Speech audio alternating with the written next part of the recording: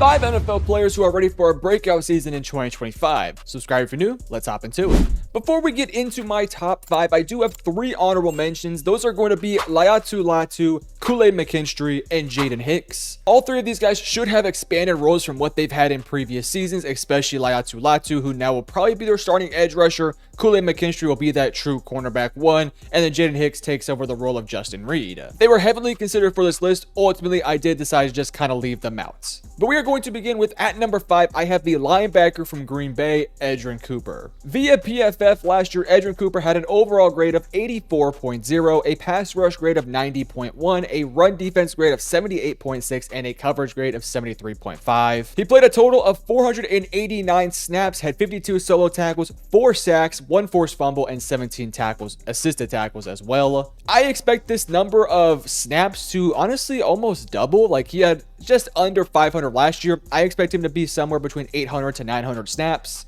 And with Quay Walker having his 5th-year contract declined, I do expect Edgerrin Cooper to really take over the lead role in that linebacker room. Edgerrin Cooper is such a fun player. He's such a unique prospect with his size, his athleticism, all of his unique abilities. This is a Packers defense that took some steps forward last year, and I would expect them to try and take even more steps forward next year. And I think a big reason as to why they could take a bigger step forward is because of Edgerrin Cooper. Edgerrin, as I mentioned, is super unique. He's not only just a linebacker that can play a typical linebacker, but he can also get inside and make some plays on the quarterback. He can blitz really well. He's solid enough in coverage. He can create some turnovers. And with a defense that has guys like Xavier McKinney and Jair Alexander and Rashawn Gary, that's a unit that is wanting to be more opportunistic. They're wanting to create plays that can flip the script, that can get the ball back to the offense. And I think Edgerrin Cooper could be another one of those guys that could be a part of that group of people. McKinney last year had an awesome season, forcing a lot of turnovers. We all know Jair Alexander, when healthy, can be somebody that can create turnovers. And Rashawn Gary is one of the better pass rushers in the NFL. Even though last year he had a bit of a down season, we can kind of expect him to return to form. So really, they're just kind of missing somebody else within that front 7, and I do think Edgerrin Cooper could be the guy. The biggest reason why I think he's going to be a breakout candidate this year is because of the Quay Walker situation, because I don't think the Packers are going to commit to Quay for long-term deals. I would imagine they're getting ready to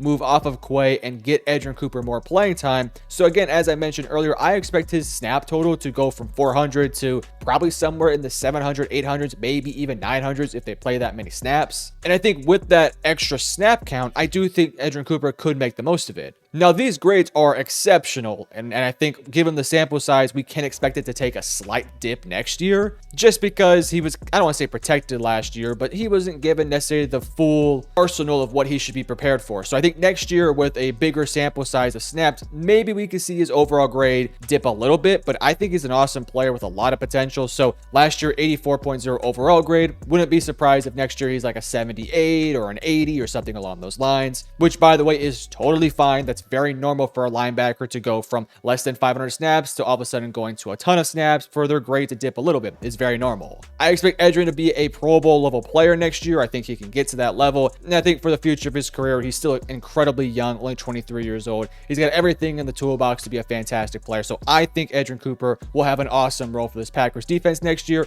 Let's go ahead and move over to number 4. I have Terrion Arnold. One thing you will notice about my list is that these are a lot of 2024 draft picks, because I thought 2024's draft was good and honestly great in some parts, but not every single player was like incredible in their rookie season. And Terrion Arnold just kind of happened to be somebody that wasn't particularly great, even though he got a lot of snaps. Last year via PFF, an overall grade of 51.5, 59.1 pass rush grade, 59.1 run defense grade, 50.4 coverage grade, 48 solo tackles, no picks, no pressures, and allowed 56 receptions. It's also important to mention he played 947 total snaps with 662 coverage snaps. Now, I do want to throw out the caveat and give a little bit of some slack to Terrion Arnold, because this was a Lions team that dealt with so many injuries last year, especially on the defensive side of things, that really put Terrion Arnold in a position where he had to step up and become that cornerback 1 at times. And unfortunately for Terrion, I think it was too much too soon.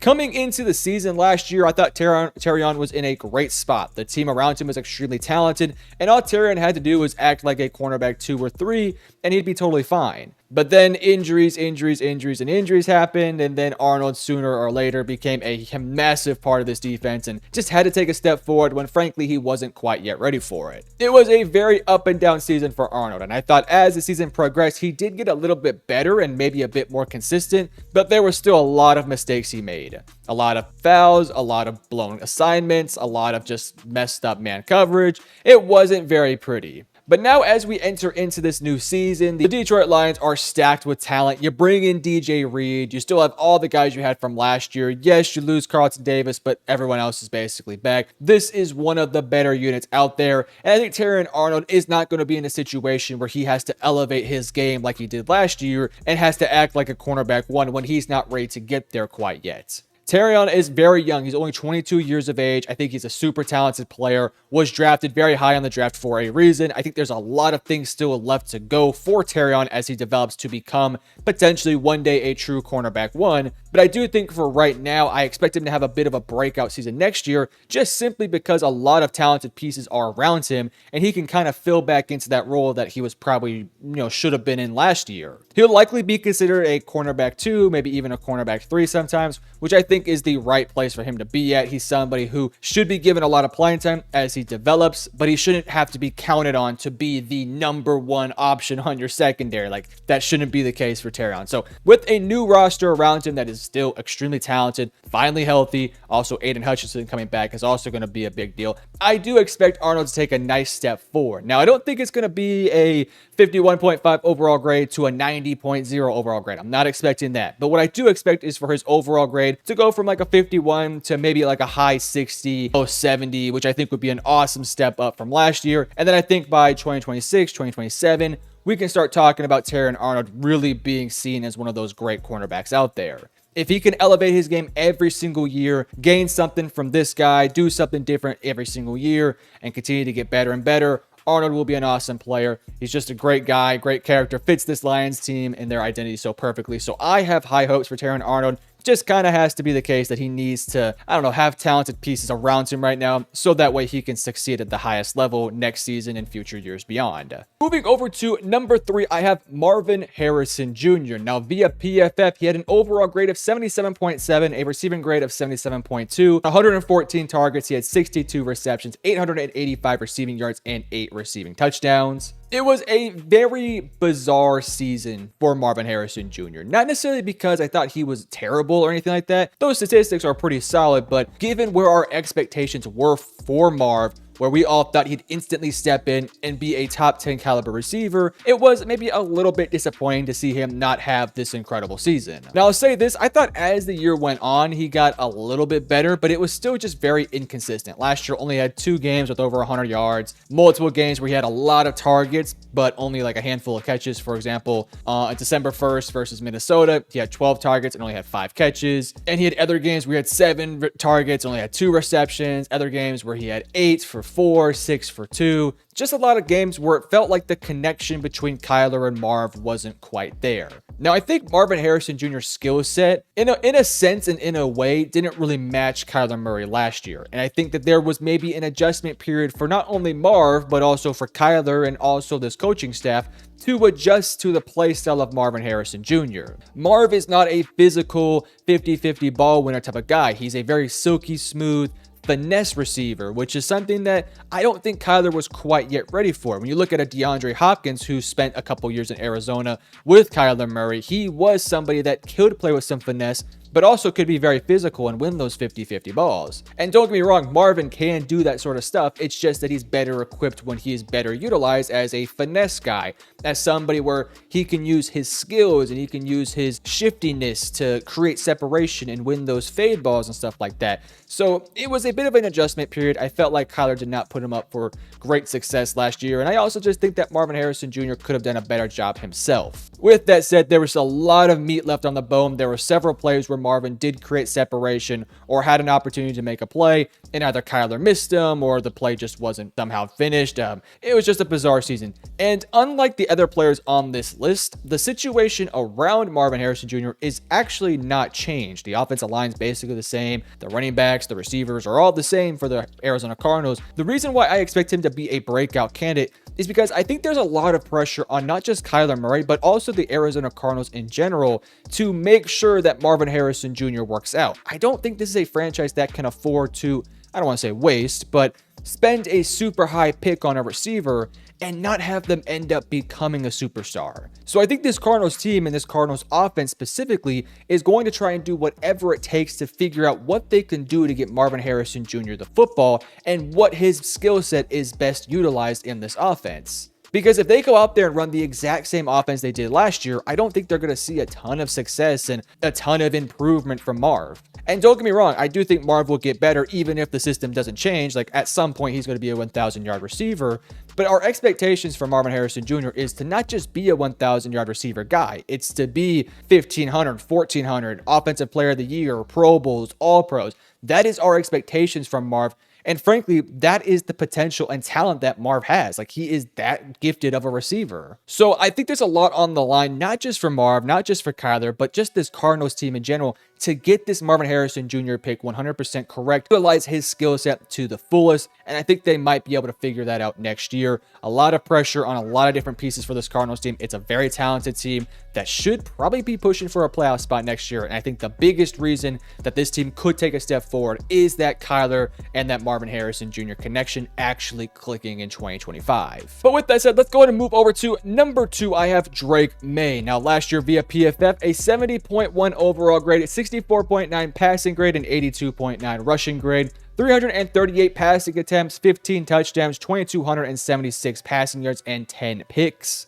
It was a very interesting season from Drake Maye in a lot of different ways. Obviously, last year started the season off as the backup quarterback, would eventually replace Jacoby Brissett to be the starting quarterback. And with one of the least talented core group of players around a quarterback in the Patriots, who had a horrible offensive line, no high-end elite receivers, the tight end group that's just mediocre, a running back group that was okay but really couldn't succeed with the offensive line, and a coaching staff that got fired after one season. It was a horrific situation surrounding Drake Maye. The good news is the cavalry came in 2025 because they bring in a new head coach in Mike Vrabel, who I think is awesome. I think he's such a great fit for New England. Frankly, he probably should have been the Patriots coach a long time ago, so it's finally happening, and it's great for Drake Maye. The supporting cast around him is significantly better, both offensively and defensively, because defensively you can elevate an offense too. But specifically on the offensive end, you bring in a Stephon Diggs, you bring in a Kyle Williams, you bring in a Terrion Henderson, you get some new faces on the offensive line.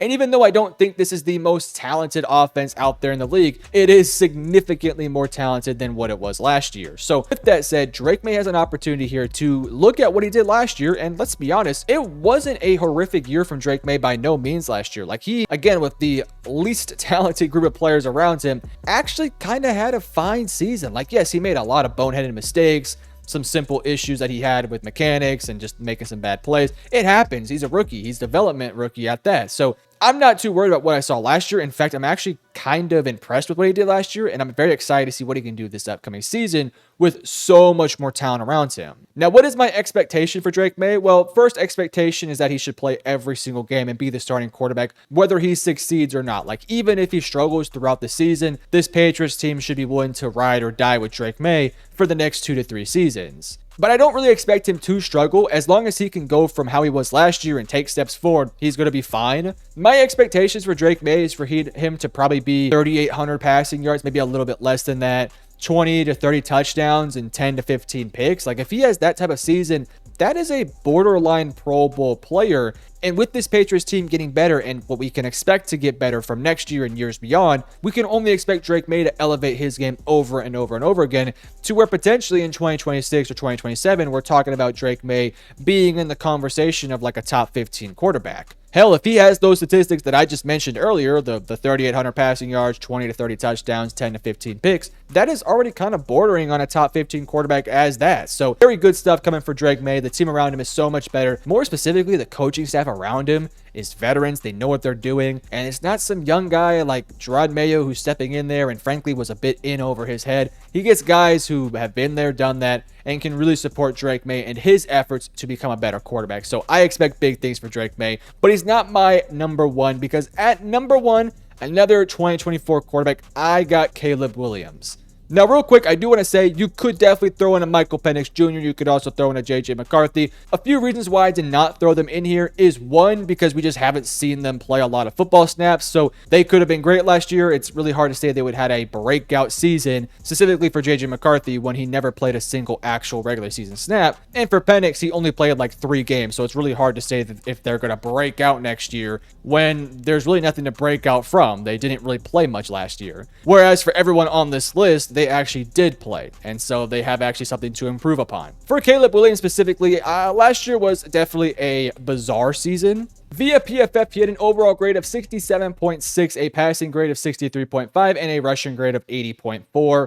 On over 560 passing attempts, he had 20 passing touchdowns, 3,500 passing yards, and 6 picks. Again, as I mentioned, it was a very bizarre season from not only Caleb Williams, but for the entire Chicago Bears. Early in the year, you had Matt Eberflus. Defensively, they were very competitive, so this offense was able to stick into a lot of games. Then they had a massive midseason collapse. Eberflus gets fired, and then the defense falls off a cliff. And even though after Eberflus got fired, Caleb got better and better and better, that defense was just so bad to end the season off that it didn't really matter that that Bears offense was taking steps in the right direction. But now this season, you bring in a Ben Johnson, you bring in a new host of offensive coordinators and coaches all over the roster, and the improvements they made this offseason to fix some of the glaring issues they had last year, primarily this offensive line, was very significant. Not only did they fix the offensive line, but defensively they did get better, bringing in another edge rusher, as well as bringing a new defensive coordinator as well. But specifically on the offensive end, the changes this Bears team has made to add in new weapons like Luther Burden and Colston Loveland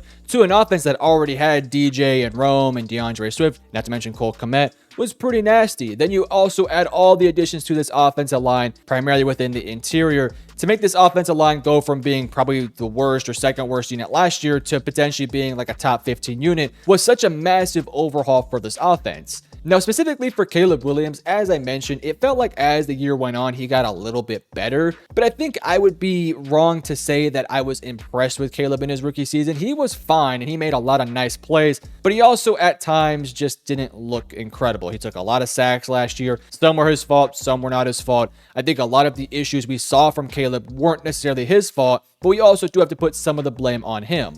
With that said, the Bears were quite dysfunctional last year. The entire roster was just not very good, especially along the offensive line. And some players were disappointing. Some players were, I don't know, kind of throwing hissy fits. I'm looking at you, DJ Moore. And then Roma Dunze was kind of, thrown into the fire at times, and he wasn't quite yet ready. This upcoming season, though, you bring in stability with a new head coach. You bring in a handful of new pieces. DJ Moore hopefully will be more bought in. This offensive line should be better. And Caleb Williams should be in a better situation to actually go from having a fine rookie season to an awesome sophomore year. I also just think in general, the Ben Johnson system is very unique, and it's also very quarterback friendly. A lot of play action, a lot of relying on your offensive line, RPOs, easy reads, and easy things for Caleb to get through. It is something where I think there might be a bit of a learning curve for Caleb because he has just been so programmed to go out there and make magical plays, go out on the run, do all these crazy things in the backfield to get separation and then throw some crazy bombs downfield. That is what is programmed within him,